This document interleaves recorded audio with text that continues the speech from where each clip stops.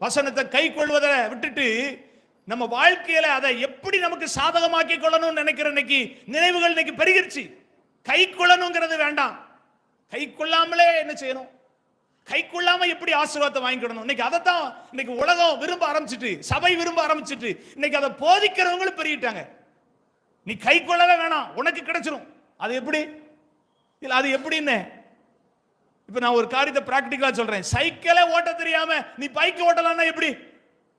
இல்ல எப்படின்னு சைக்கிளே ஓட்ட தெரியாது, அதை பேலன்ஸ் பண்ணவே தெரியாது, பைக் ஓட்டலாம்னா எப்படி முடியுமா?